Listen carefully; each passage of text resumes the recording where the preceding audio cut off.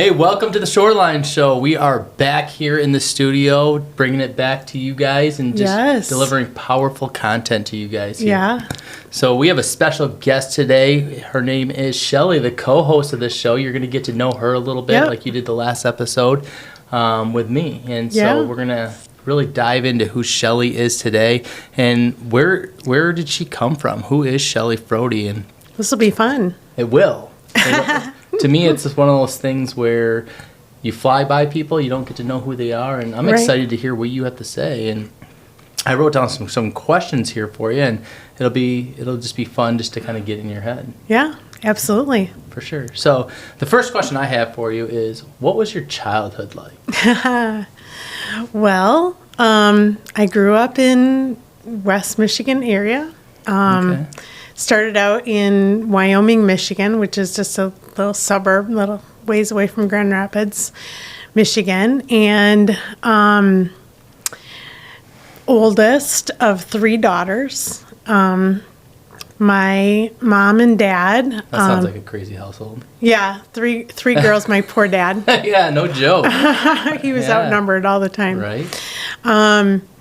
And my dad worked for General Motors, just blue collar worker my whole entire life. And that was, kind of the thing. Like, here I'm this very entrepreneurial mindset of a person. Definitely. But I was not raised in that at all. I was raised where, my dad got up and went to work every day and came home and worked at the same place his entire career and retired out of there. Yep. Did you find that you felt different at a young age? Like you thought different? Did you feel like you felt bigger or thought bigger than most people around you? Or I kind of felt like I did. Like, I remember one thing very, very specifically when I was about 10 years old. And ironically, it has to do with real estate. And we lived in Wyoming, and then we moved to Jenison, and Granville's kind of the middle, and we were traveling through there. And my mom seen that this house went up for sale, and it was on a corner lot. It was kind of a busy street, but it had land attached to it that had 3 other empty lots. Okay. Right. And my mom seen this, and she's like, "Oh, Jim, we should buy this, and we should, fix it up, and then, build some other spec homes and make some money off from it." And So she had some of an entrepreneur spirit. Yeah, she was kind of thinking this. And my uncle was he was into building and stuff at that time. So I think she was thinking that they could kind of collaborate and do this thing. And my dad was so opposed to it. And I remember hearing my mom talk about this. Well, then I got excited about it. And here I'm only 10 years old. And I'm like, well, how much is the house? And how much is land going for? And I started drawing out this whole business plan of doing this, what it would look like and how much money they would make. And I'm trying to convince my dad to do this. He was not having almost it. Almost like a focus you couldn't get away from. Yeah. And he was just not having it. And I just remember being so frustrated at that age that I could see the possibility, but of course, what am I going to do as a 10-year-old, you know? And ultimately what happened is somebody did buy it. They did it, that exact same thing. Really? Somebody fixed it up, flipped it, and built 3 other houses on the property and sold them all, and I'm sure they made a ton of money. I'm sure that sat deep with you, that you've seen that somebody else achieve something that that you could have done. Right, yeah. At 10 years old. At 10 years old, because you were thinking that way. That's wild. Yeah. That's pretty cool. Yeah. So what else? Just tell us a little more about your childhood. You said. Well, then, of course, then we moved to Jenison and started dating my husband really young. And how old were you guys when you started dating? I was 13. You started dating Steve when you were 13 years old? I was 13. Wow. How old's your daughter? She's 12. Yeah. Yeah, that's wild. Can you imagine her dating her future husband right now? That's wild. 13. To be I was a month from turning 14. Okay. So, Yeah, you got a little time. I got a little time, okay. But I remember it, and it was so different back then. I mean, it wasn't really like dating. We went to the same youth group, and the big thing was to have, exchange class rings, which I didn't have a class ring yet at that time, but Steve did, and he gave me his class ring. And I remember specifically coming home and showing that class ring to my mom, and she said, "Shelley, what would you do if I told you had to give that back?" And I looked at her, I says, "Well, I'd tell you I gave it back, but I'd wear it when you weren't around." Sounds like a Shelley Frody answer. I like it. Yeah, absolutely. So she's like, "You can keep it," and I think she thought it wouldn't last or whatever, but here we are. Yeah, you knew what you wanted at a young age. I hear that. I'm hearing that in two different ways here. Yeah. You're like, I knew what I wanted, and I'm going to do what it takes to get there. Yeah. That's pretty cool. Yeah, so we got married right after high school. I had went to beauty school during high school, so as soon as I graduated, I already had my career at that point in time, which is I did hair for 15 years before getting into real estate. Once I started doing hair, both my sisters followed me into. So did you guys do it all together then? We ended up doing it all together. And this is what my poor dad didn't have a choice with 3 girls at this point, because we're older and more vocal than definitely. At this point in time. Oh, I know you girls. Yeah. And my mom and dad ended up buying a hair salon, and all 3 of us girls worked for them. And it was pretty funny because we named the salon after my dad, James Douglas Hair Studio. Pretty cool. And it was pretty funny because people would always call up and say, "I want James to cut my hair," and I'm like, he's a plumber. I don't think you want him I don't think you want him cutting your hair. No. But if you want, we could try. That's good. Yeah, so we ran a family business together, and then it got to the point where my mom and dad wanted to retire, and it was kind of the natural progression, I guess. I was the oldest child. I was the first that got into doing hair. Right. I think they thought that I would buy the business from them. Yeah. But at that point, I had been doing hair for 15 years, and I was sick of it at that point. And I had really figured out at that point in time that I was very limited because I was trading time for dollars. Oh, okay. So then you start.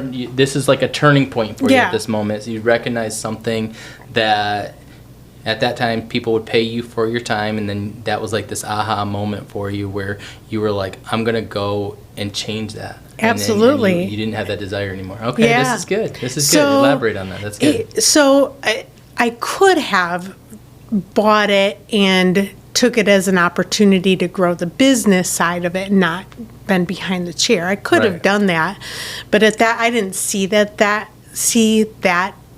opportunity at that point. What I did see is I had a really good friend who I did her hair, and she had helped us buy a house. She had helped my parents. She had helped a bunch of people. Like, I gave her all kinds of referrals, and we talked about real estate all the time when I did her hair. Right. And so when my mom and dad wanted to sell this salon, and I didn't want it, my middle sister didn't want it because she was having babies. She's like, I'm having babies. I don't want to do this. She's at a different stage. Yeah, absolutely. And my youngest sister,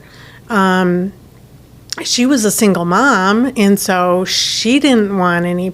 Yeah, she probably would have been the best one to do it because she had more of that mindset and was excited about it, but she didn't have the means at that point in time. Right. So my mom and dad ended up selling it to somebody else, and as soon as they did, that was my ticket out of there. You're like, I'm gone. I am gone.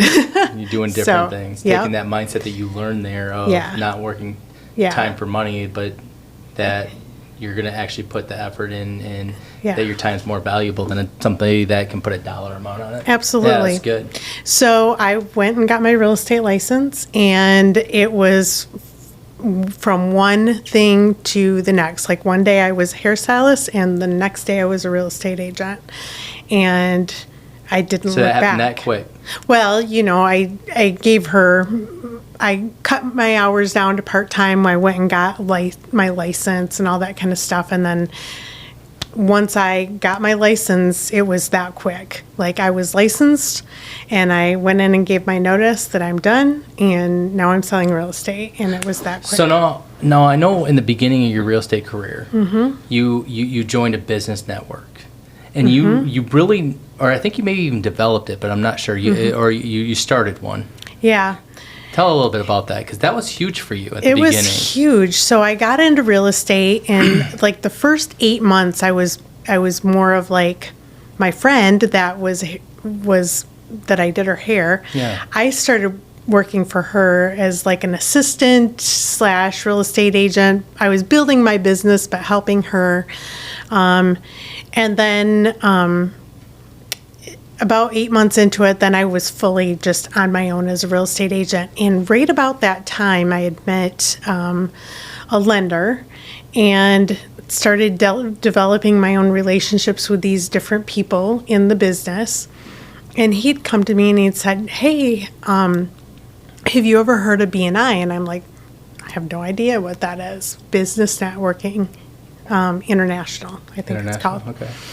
And he says, "Why don't you come with me to this meeting?" He goes, "I really want to, build a BNI group." And so, sure, I'll go with you. So went to this BNI meeting, and we decided, him and I, and there was a financial advisor that he knew that wanted to build a BNI as well. And the three of us really got together and started inviting more people to it. And we ended up building another BNI group in our area, because as a real estate agent, you could not just join a BNI group or a mortgage broker. You couldn't just join. Those were like the coveted positions within a BNI group, because they only allowed one person per profession. Okay. And what happened is, these people, one from each profession, would get together, and the sole purpose of a BNI group was to give and receive referrals. Okay. And so you had a networking time, you had a time where you shared about your business and what you were looking for, and then a time at the end where they were passing referrals. And you were expected to bring referrals for other people in the group. And the group that we built, right off the bat, like, we started with just a few people, and very quickly we grew to, like, I think it was 45 or 50 members in that group. Very quickly we grew that group. And in that first year, which was really my first full year in business and real estate, another part of the story, my first full year in real estate, I had a stroke, which we will get to that in a second. Wow. But my first full year in real estate with having a stroke, I did 18 transactions, and 75% of those transactions came directly out of my BNI group referrals. Yeah, imagine if you wouldn't have had those. Oh, you would crazy. Look totally different. It would have looked totally different. Yeah. Yeah. Wow. So you've seen value pretty quickly in the people and networking and getting to know people, into developing them along with them, just vice versa, everybody helping everybody kind of thing. Yeah. That's awesome. Yeah. Yeah. Yeah. So now we probably have the big stroke question. What happened? Yeah. What happened there? Yeah. Yeah. That's kind of a wild thing. So it seems, because I know your whole story, and I definitely want you to share that. It just seems like you will make big decisions in your life, and you get hit. Yeah. Almost like the enemy. It seems like every time I make a big decision to do something and start going forward, bam, something happens. Yeah. Yeah. And so tell us about the stroke. Yeah. I want to hear this. So here it is, my first year in real estate, and was making it happen. Yeah. So January 1 was when I actually left my friend Carrie as her assistant / real estate agent on my own, but really 100% on my own on January 1st. And on February 17 of that year, I had a stroke. And what had happened... And how old were you at this time? I was mid-30s, 36. That's young. Yeah, I was very young. And very healthy. We had flown to Dallas with our church to do this stuff down there, and we came back. And when I came back, I had a really stiff neck. And I went to a chiropractor. Same chiropractor that I had been going to for on and off throughout the years. The guy I normally seen was not available. It was a Saturday. And his business partner was there. So went to see him. He adjusted my neck. And as soon as he adjusted my neck, I felt like almost a shooting pain in my neck. So and it just, it felt off. It felt weird. And then when I got up and walked out, and I'd never had that before, I paid and walked out, and I could just feel that something was off. Drove home, and I was home alone. Steve came home several hours later, and the whole time I had no idea how much time had passed. But the only way that I could be comfortable was either laying flat on my back with my head propped way up, or sitting up with my head between my knees and with my head, my chin to my chest. Obviously really something wrong. was really wrong. That's the only way that I felt good. If I tried to sit up or if I tried to walk around, I was dizzy. Yeah. I just did not feel good. And so Steve came home. Larissa was very young. She was, I think she was 6 at the time. Who's Larissa? My oldest daughter. Okay.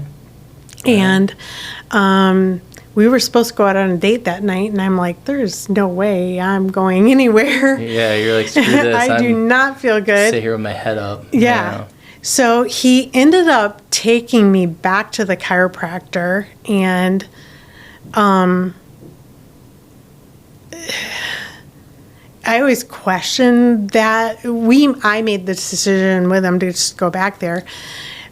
But ultimately, like, the chiropractor, once he's seen me, should have taken one look at me and said, oh, you need to go to an emergency. But he didn't. Oh.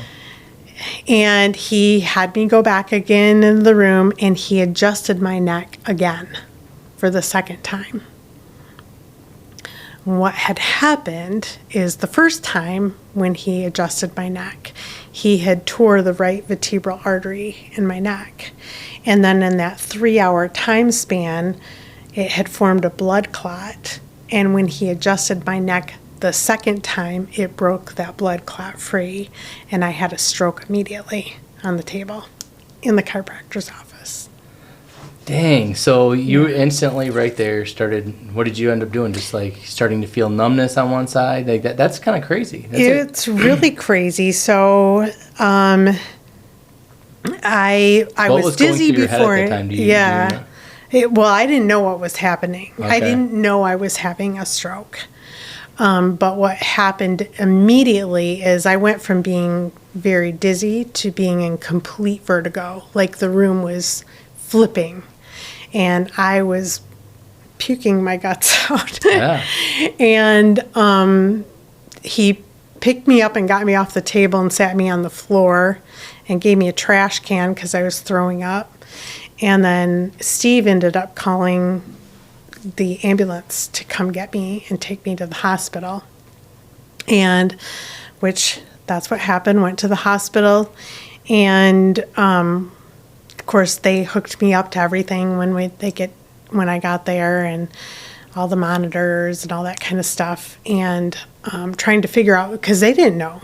You know, they're asking me all these questions. What happened? I went to the chiropractor, telling 20 people over and over again as and I had to have my eyes shut, because if I opened my eyes, I felt like the room was flipping. So, and then they come in and they're shining lights right in my eyes. It was awful. But I can imagine. Yeah. And so late, I don't even know what time it was, but my mom ended up coming down there. My aunt ended up coming down to the hospital. Steve was there. Larissa was there. My heart, because I had this blood clot, it was blocking the oxygen to get to my brain for so long.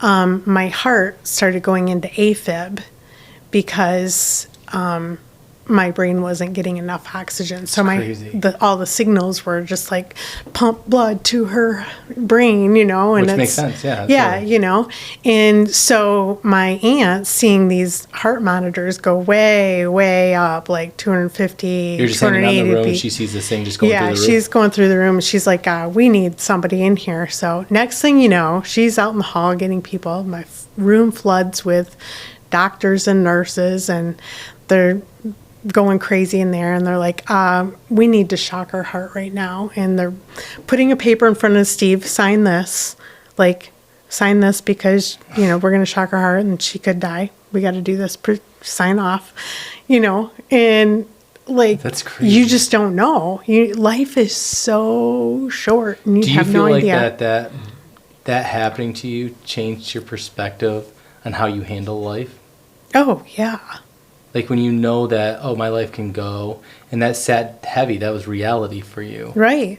Yeah, I could have lost my life Absolutely. In that instance. Because then they had Steve sign. They gave me something where they put me out because I don't remember any of this, but they put me out, and then the next thing you know, they're using the paddles on me to shock my heart back into the right rhythm again. Yeah. And I have no idea how long I was out, but when I woke back up, I find the spinning had stopped. So you know that you're getting better. The world is slowing down again. You're not going in circles. You're not. Yeah. So the spinning stopped, and by this time it was well after midnight, and I was exhausted. And so Steve went home to be with Larissa. My mom ended up staying overnight with me at the hospital. And then they did different tests on me through the night, CT scan and electrocardiogram and all this sure it doesn't happen stuff again kind of thing. To find figure out what happened, So the next morning when the doctors are doing the round, they're getting these results from all these tests that they did through the night. Right. Or that day or whatever. And when Steve bringing Larissa to work, and my mom calls him and said, you need to get down here. Shelley had a stroke. And he thought that I had a stroke, again, but it was the same one. The tests were telling them that I had a stroke. Confirming that I had a stroke. And I still didn't believe it at that point. I didn't have a stroke. At this time, at that time, did you? I hadn't been out of bed or anything because I'm just laying in bed and had, they'd wheel me down to the CT scan, put me on there. I hadn't been out of bed, anything. And now with the test results, they're telling me I had a stroke.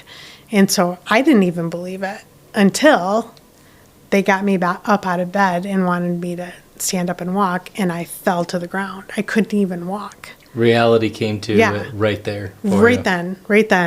Then when they brought me a plate of food, I couldn't even hold the fork. And once I had to physically put the fork in my hand, and when I had the fork in my hand and scooped something up, I missed my mouth because it affected my right side. So I had to relearn how to write. I had to relearn how to walk. So not only are you starting in your real estate, going full-time in real estate, yes, you're trying to train how to walk. Yeah, so I had sold, so it was 6 weeks into the year, I had sold a house a week. January 1st week, sold the house. Second week, sold the house. Third week, sold the house. Fourth week, sold the house. First week of February, sold the house. Second week of February, sold the house. Boom, have a stroke. That's wild. So I sold 6 houses, had a stroke, had to recover, and then the rest of that year I sold 18 houses total. So I had that recovery amazing. in there. That is unbelievable. Yeah. You know, that's one of the things that I am a firm believer in life is these days with like lottery and all these wild and crazy things, what I see is people will follow people that might have the nice car, the fancy things, all these craziness. But the fact is you guys gotta look at where they came from. And what I hear from you is you still bossed it out. Like you were in the hospital figuring out how to write. You're trying to how to figure out how to walk, feed yourself, all these things, and meanwhile crushed your first year in full-time real estate. That's insane. It was crazy. Like when I finally got out of the hospital. Well, I was only in the hospital for a week. I probably should have been there longer, but I was not a good patient. Why do I believe that for some reason? It was not nice.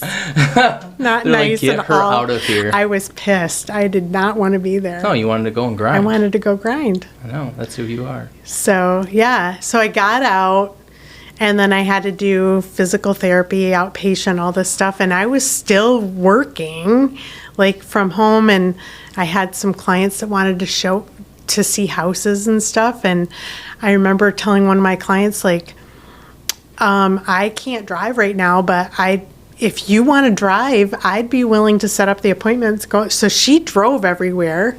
You figured it out. That's awesome. Yeah, she drove to these appointments, and I showed the houses. Yeah. You still put the deal together and did the thing. That's amazing. I'm walking with a cane and showing a house. Yeah. It was.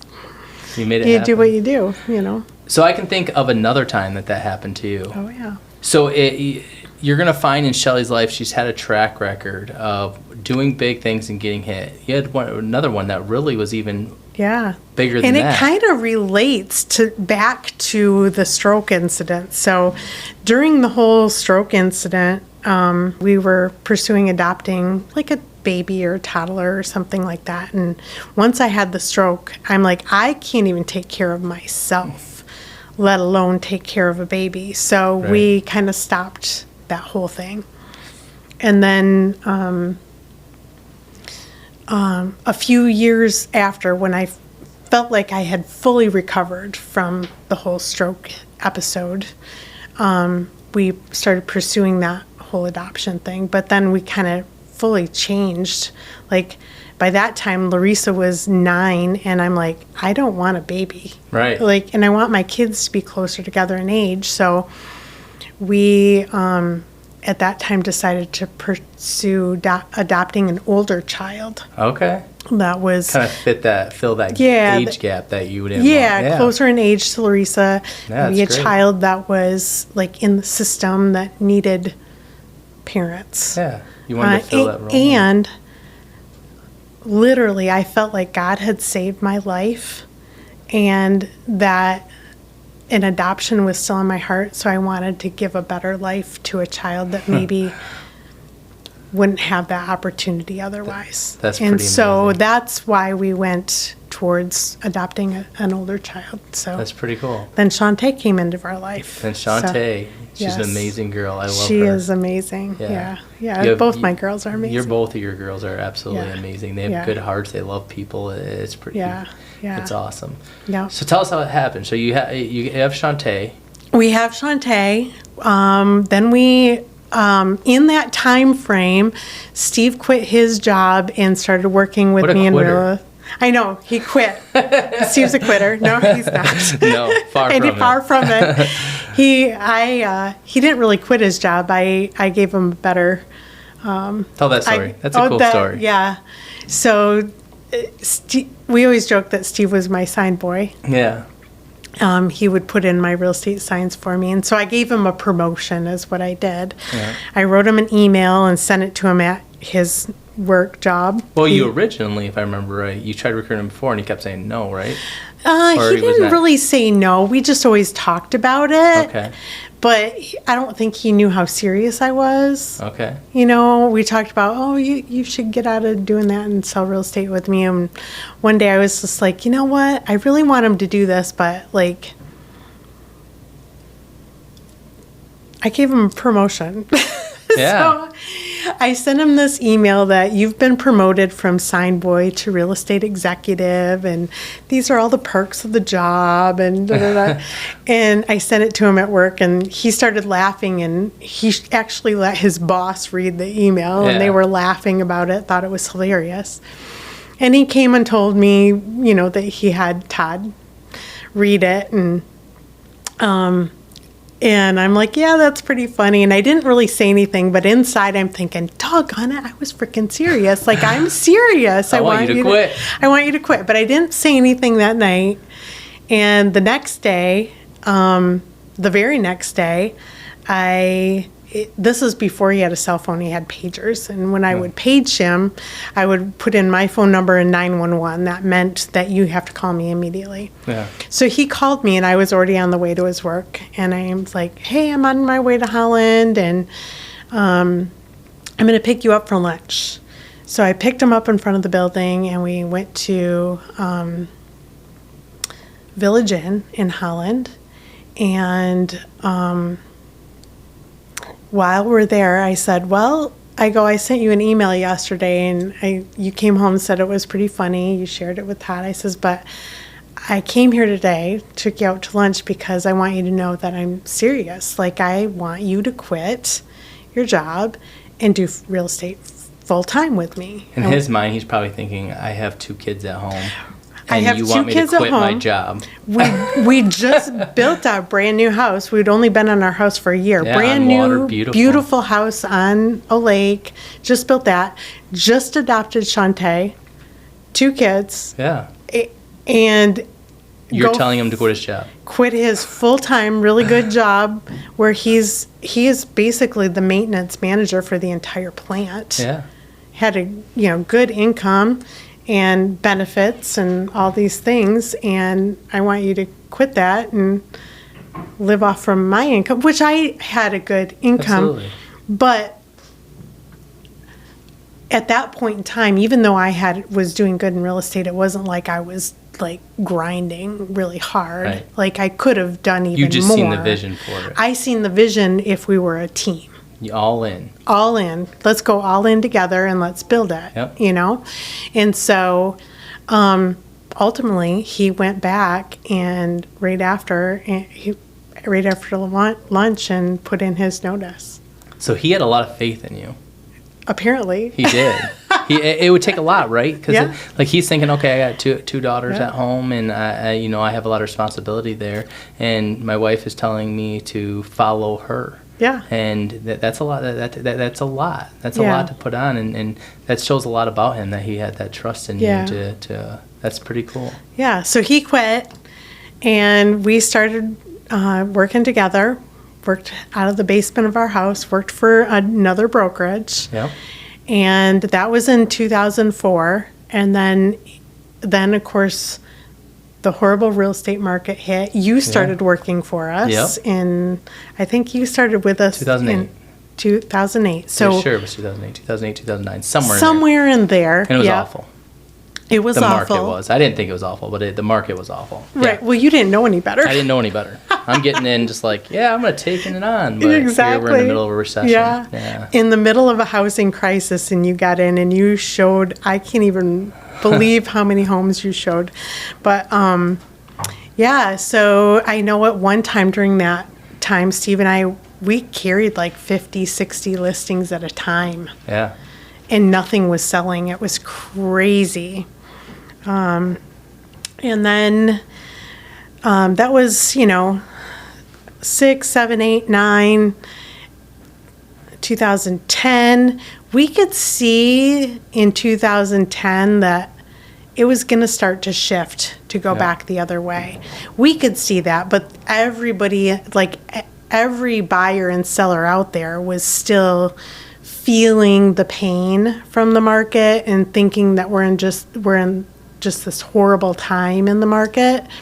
But we could see a shift. We could see that where it was going to start to turn the corner. Right. So we had, in 2010, we pursued getting our broker's license because we knew that we wanted to start our own company. So that was in 2010, February 7 of 2011 is when we started City to Shore.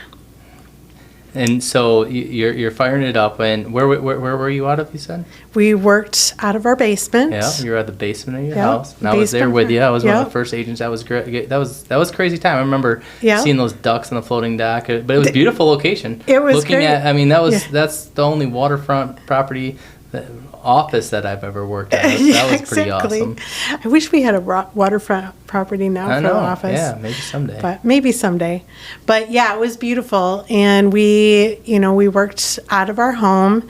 This location that we're in right now, we owned this piece of property. There was an old house sitting on it. And Yeah. our intention was, because this was February, our intention was that spring to tear this house down and to rebuild the office that spring.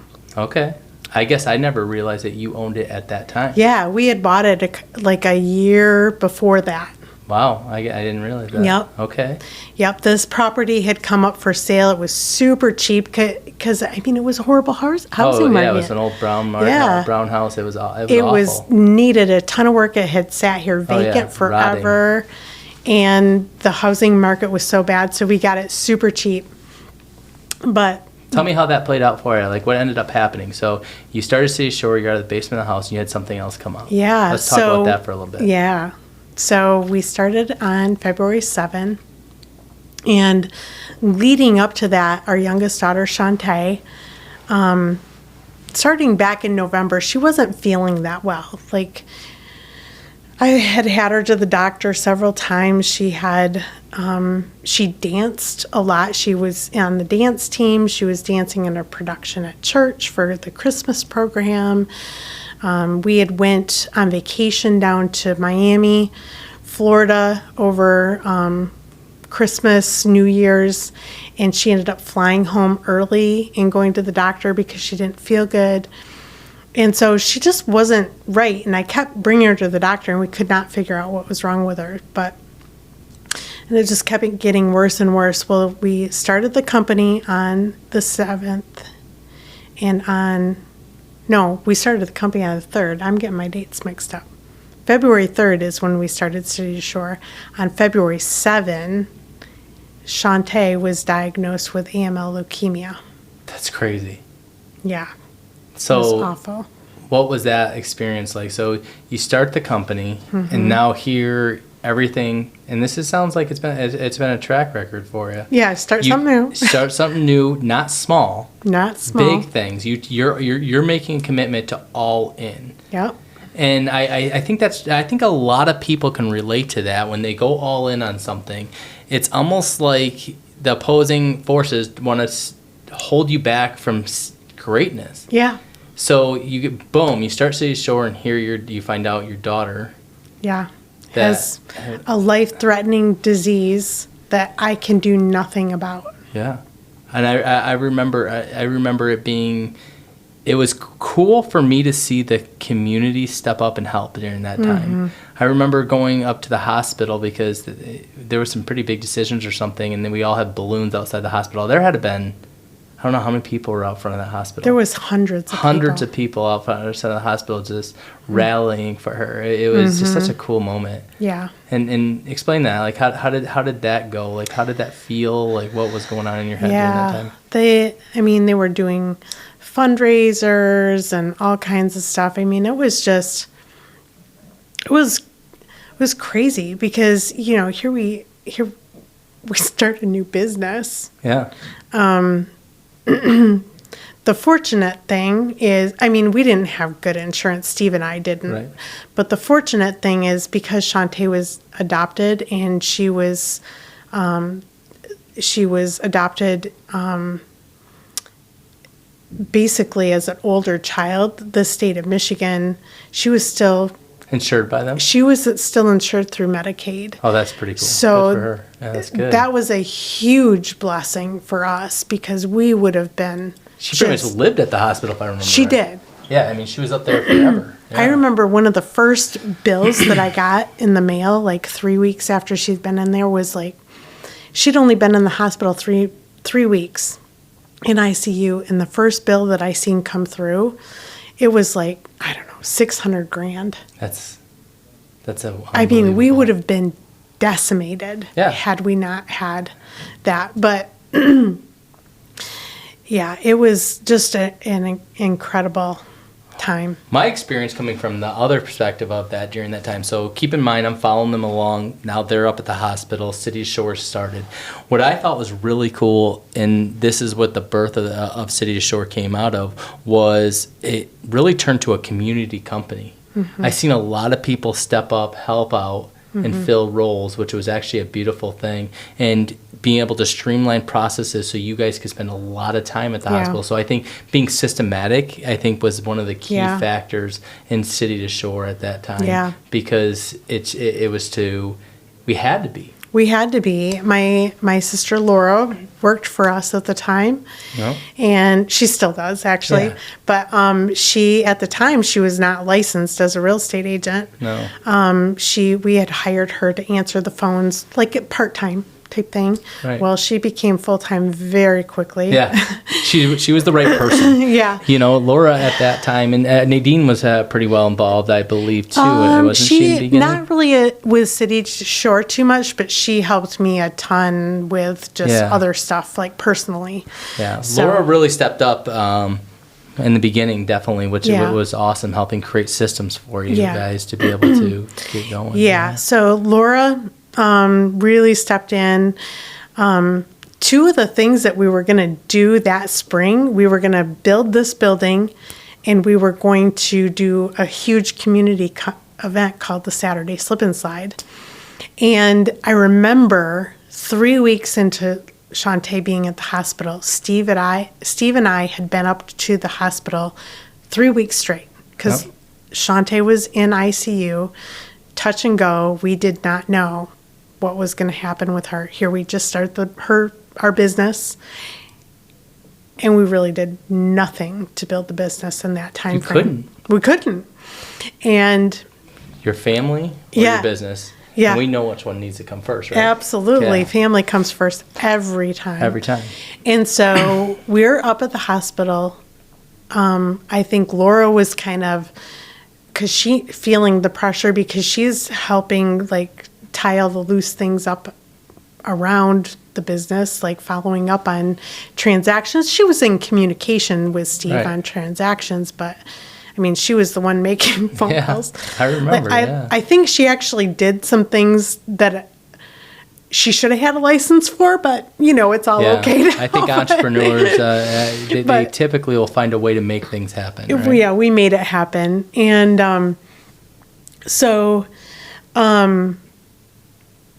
I remember her coming to us and saying, are we, what are we going to, we haven't done anything with the planning for the slip and slide. And, I know you got your building coming up in the spring. And I looked at her and I said, Laura, I says, we're not going to build the building.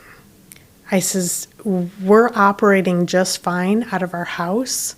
The building can wait. We own that land. That land is not going anywhere. Yep. I says, but nobody in the community knows who City to Shore is. They know Steve and Shelley Frody. Yeah, because you've been doing business. Because we had been doing real estate. They know who we are, but they do not know who City to Shore is as a real estate company. So we're going to do the Saturday Slip and Slide, and we're not going to build the building. We can do that next year once we get through this. That was a big decision. It was a huge decision. Right. And then at the very same time, Steve and I talked, and I said, we're in a new normal right now. This is going to be normal now for the rest of this year and a half. So we got to figure out how to operate in this new normal. Right. And so we just started a business, and we divided and conquered is basically what we did. Right. And Steve ran the business. He was home. He was fielding calls with Laura as his assistant and showing homes, listing homes, selling, doing all the real estate broker type stuff. And I did nothing with the business. I concentrated 100% on your daughter. On my daughter. and being up at the hospital and taking her to appointments. And I know how that is as an entrepreneur. Your business is also your baby. Yeah. So that was hard for you. So frustrating. Because you're like, I want to do this, this, this, and this. Yeah. But my priorities are with my family, making sure that's right first. So I can imagine how hard that was for you. Yeah. So I remember her being at the hospital, and I'd have my laptop there, and I'd kind of do stuff. And I remember going on GoDaddy and buying the Saturday Slip and Slide domain, and then I knew nothing about building websites. So I'm like, I got all this time. I'm just sitting here. So I built the very first Saturday Slip and Slide website off from a GoDaddy template. Because I'm like, I don't have anything else to do, so I'm just going to do this. Right. You're just sitting next to your daughter watching her go through it. So right. You might as well just, exactly. And Steve would come up to the hospital when he could, and when I would go home, I would just say, okay, what can I do? You know, is there a listing that needs to be put on the MLS? Like, what could I do when I was there?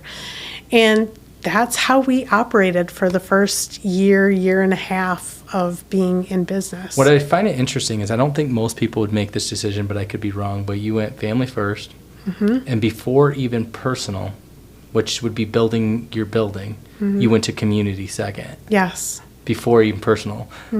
I mean, you believed in banking on community.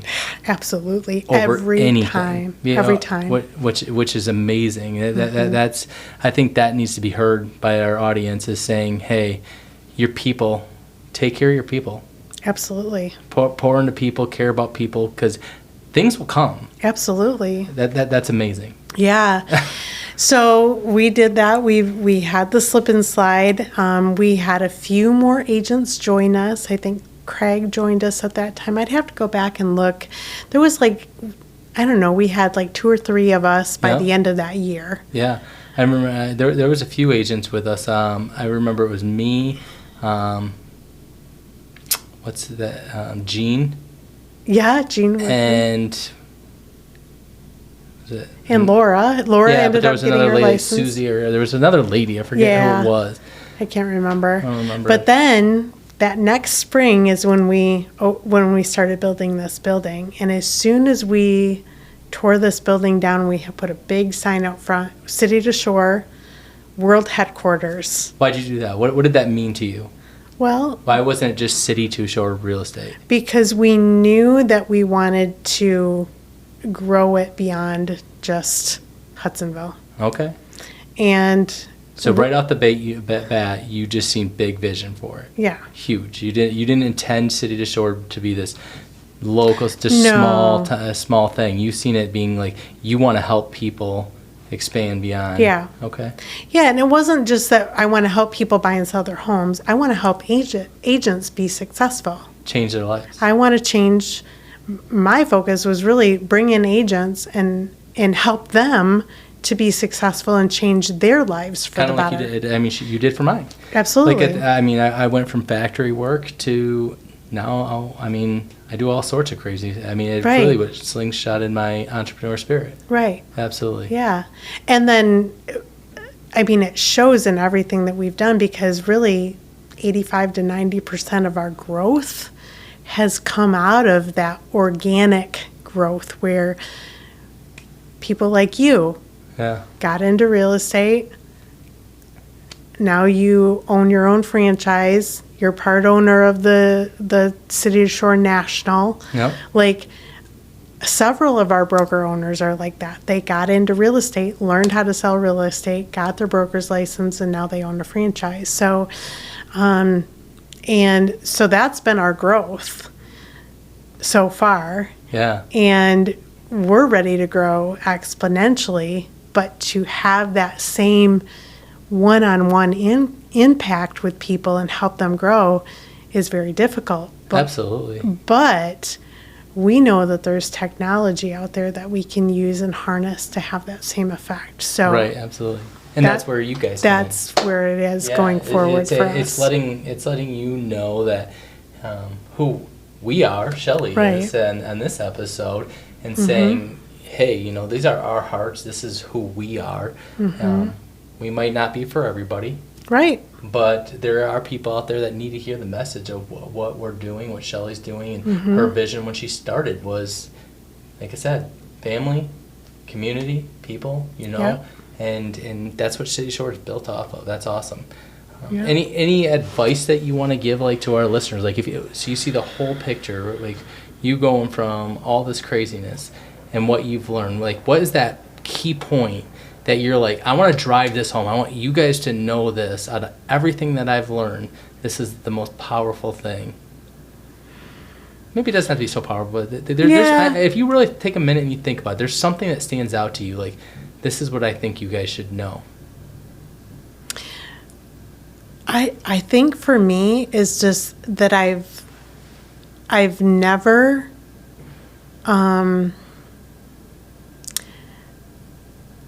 I don't know what the word failure means. So you just don't quit no matter what. Right. Like, I don't even want to have that be a part of my atmosphere. You know what I mean? Like, that is just not a part of me. Now, do I fail at some things? Yes. I fail at things sometimes. Like, but you set the definition of failure. I set the definition, and then I go forward from there. I just made a post the other day about a struggle I went through over the past few years where I gained a lot of weight. Yeah. I gained a lot of weight because I was heavier to begin with. I had my ovaries out. It screwed up my hormones. I packed on the pounds, and everything I tried to do to lose weight failed, okay? But I had to figure out a way. No excuses. No excuses to get to the other side. No. And I figured that out. And I definitely could say you live by that with all your heart. Doesn't mean I haven't seen you go through things. Yeah. You've been through some crap that I've seen. Yeah. But you've always had this personality of, I'm gonna put my foot forward, one foot in another sometimes, even if it's a crawl. But you always go big, and you've always said, I'm gonna, no matter what, gonna take risk. That's what I've always seen out of you. I mean, think about it. I mean, not only did you have a stroke, you still continued after the stroke. Ended up being a top producing real estate agent, starting a company to where you're at today. End up a daughter come down with leukemia to where you're at today, and still bossing it out. And I've seen you even go through more. This is just surface of what we touched of some of the stuff you've been through. We could probably talk for another 2 or 3 hours. Some of the crap. Absolutely. Yeah. But there's been fun. It's been fun. It always is, and I think that's the kicker, right? Right. You know that you go, you know you're going to go through stuff, right? But I think I see it all the time. Personally, I see people that not personally, but I've seen people hit the lotto, or you see these things, and everybody wants to get to this final destination. Right. And it's like, okay, I'm there, everything should be good, but they're typically never happy. Yeah. You think that the destination of where you're going is not. It's all the stuff before it. It's going through it. It's starting to do things, trying things, making mistakes, and your failures, and eventually, the reward is great at the end. But Well, I think there's a lot of people that when they achieve this, they'll be happy. Yeah. You know, I got to get here and I'll be happy. And then if they fail, then they're not happy. Right. And if they don't get to the first time, then they just quit. And it's not about that. It's not about getting there and being happy. It's the joy is in the journey. Big time. Is what it is. And if you don't have that joy through all those things, like, it was no fun when we heard the news that Shantae had AML leukemia. It was not fun. And we had choices to make, didn't you? We had choices to make. about what we were going to do with our business, like all those technical choices, but we also had to choose how we were going to react to the situation, how we were going to be in public with the situation, how we were going to act in front of our daughter, because what would have it done for her if I would have went in when she was conscious, because for the first 3 weeks she wasn't even conscious. Right. But if I would have let her seen me be depressed or carrying on or mad or feeling defeated, what if she would have seen me acting like that? Right. That wouldn't have done anything for her. No, instead she's seen a mom that stepped up to the plate. Right. The positive attitude, even a negative situation happened. I can't imagine what that does to her today. Yeah. In a positive way. Yeah. It's compounding. Yeah, it is. It's like so not only did that, it helped you through that, staying positive, but it's helping your kids. Right. It's helping your community see that, like, wow, look at these people. Right. We all knew that your daughter was in the hospital. That wasn't nothing new. I mean, we were all at the hospital outside, and here you guys are really taking a positive step forward constantly. Yeah. You've seen the good in it. Yeah. And the other thing was, I don't think that I ever asked the question, like, why is this happening to us? Yeah. Why is this happening to me? Like, feeling sorry, the feeling sorry for yourself. Right. Like, multiple times. Not only with this, but the stroke as well. Yeah. Yeah. Like, why wouldn't it happen to me? Right. Why wouldn't it? Yeah. Why wouldn't it happen to you? Why? Like, that's what life is. Yeah. Okay? Life is living and getting through all these things that happen. The journey. It's the journey. And no matter what that journey is, when you're kicked and you're down at the bottom in that life journey, the only way is to look up. Yeah. When you're at the bottom, you can't look down. Yeah. What does that do? Yeah. It does nothing. It doesn't do you any good. No. It doesn't do anybody any good. No. Right. There's this saying, and maybe you can help me with this. I don't remember what it was, but it's something about. It's not about the thunderstorms and thunder, but it's about dancing in the rain. I forget. My mother-in-law has this sign in her thing. You know what I'm talking about? I know there's a worship and praise song that's like, I'll praise you in the storm, that type of thing. It's the same thing. Like when the storms of life come along, like praising God. Yeah. Because what else do we have in the storm? Right. Nothing. But it's just, what I found is that gets very intimate with God during those times as well. Yeah. Yeah. No, that's good. So we have a tradition here. Yeah. On the Shoreline Show, and one of the things that it isn't, we want to keep it very real. So we give the guest an opportunity here to write something on a piece of paper and stick it in the bottle up for the next guest. So I did it on the last episode, and I stuck it in the bottle. Yeah. So now it's your turn to open that bottle up and see what the question is. And see what the question is. All right. And I hope I can get it out of here. So here's the bottle. Hopefully it's not stuck in there, right? Is it? Nope, I got it. Oh, we got okay. I got it. All right, my question. It says, how do you unwind or relax? What do you do to unwind and relax? How do I unwind and relax? I really like to be alone. Really? I do. Okay, that's actually very surprising to me. That's great. Yeah. That's good. I really do. And Steve knows this because he's with me all the time. Like, in the summer times, we live out at the marina. We have a boat. Okay. And we live out the marina, and I mean, just being out there is relaxing and you can unwind and stuff, but there's many times where like he wants to be up at the clubhouse hanging out with everybody, and I'm like, yeah, I'm going to be alone. I will be right here in the back of the boat, and I'm just going to sit here and relax. That's good. And be alone. I really, really, really like to be alone, because there's so many times when I'm around people all the time that it just feels good. To collect your thoughts, to spend time on Shelley. Yeah.